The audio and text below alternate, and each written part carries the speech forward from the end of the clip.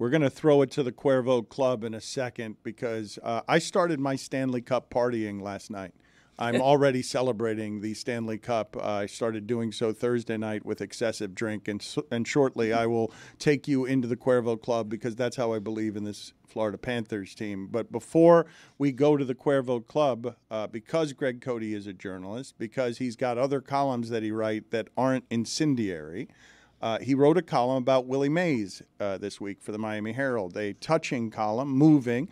It is, a lot of our heroes are dying here lately. You have listened to the show. I'm doing it too much, where I have to stop again and say some great name from sports that we have a relationship with is gone. And Willie Mays landed how on you, Greg? Because it's even before my time, so I couldn't say much beyond I don't know if you guys saw what Reggie Jackson did in talking about what his racism was in the 70s, but Willie Mays had something worse than that before that.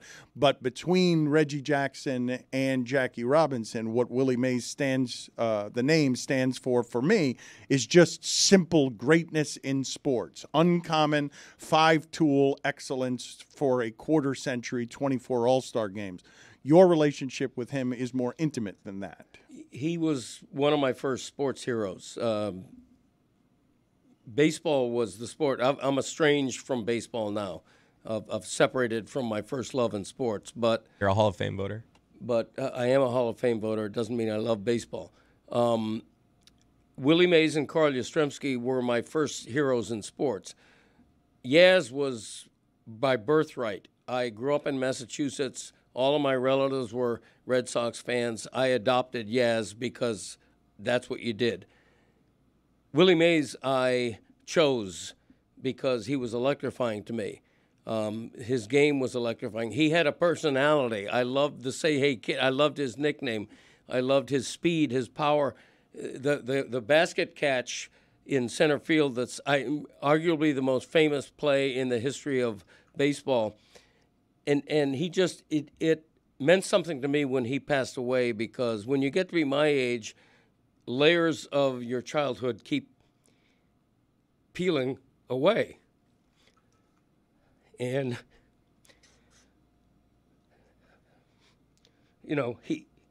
Willie Mays was one of those once upon a time guys in my life. When I'm 10 or 11, and just falling in love with sports, he was why. And so I wrote about it. And, most of what I write is not controversial or incendiary or necessarily funny. I write some serious stuff that I'm proud of, and I appreciate you mentioning that column because, that side of me and my writing career isn't mentioned much on this show, and when it is, I appreciate it. Quite the range of emotions we've had here today. It's really it's been an emotional day. Like, everyone is falling apart. I am emotionally exhausted.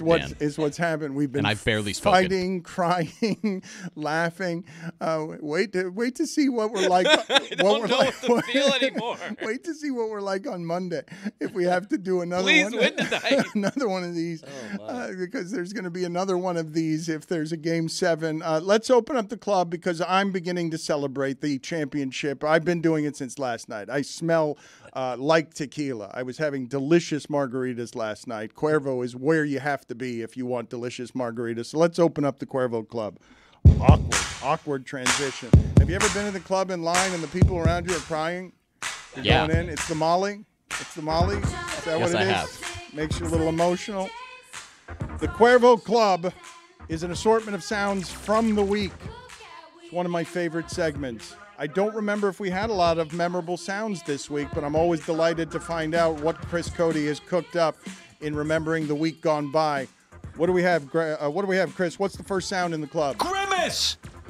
Oh, yeah, that is that guy Sal from New York. That fat McDonald's mascot! Yeah, the two-time gas bag of the week, Sal from New York. Stugotz would have fired him if he had become the program director at WFAN. Let's not forget that the Cuervo Club is brought to you by Cuervo. Yeah, well, now's a good time to enjoy the tequila that invented tequila. I love a good let's not forget 2.5 minutes into the sponsored segment.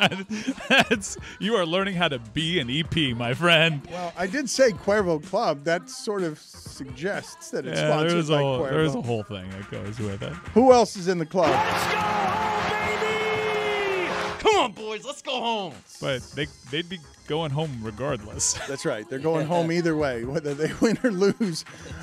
Who else is in the club? Let's grow too. Not a great chant. Devoid of emotion. What was Adrian Wojnarowski? No. Oh, Jesus Christ Almighty! It's a tough one. Could have used him this week. Ella de Cruz. It's one of the best players in baseball. Ella de Cruz.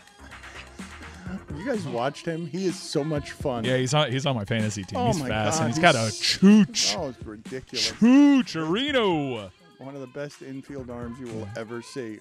Who else is in the Cuervo Club? Condoleezza Rice. Yeah, Condoleezza Rice is in the club. Condoleezza Rice. Ooh. No, Condelisa is in the club. Chris Cody, I just got a tweet that'll excite you. From Bucci, Maine. Talk to me. John Buccigross. He sent out a tweet. It wasn't even a reply. Dear @Michael Ryan Ruiz. I'm listening. I'm having Sam Reinhart vibes. Ooh. He's going to do ... something. That answers your question about what you're wearing tonight. I'm going to wear a jersey I'm winless in because we've amplified this superstition thing long enough. This jersey's due. Who else is going to do something tonight? Verhaeghe's going to do something tonight. Oh. All right, so he sent me another tweet. I like that. I did take LSD last night. Seeing things clear. That's how I see it. Who else is in the club? Our group chat has a pretty good feeling about this one. Every single smiling face today covered in champagne. For the love of God, instead of being covered in pain. In tears.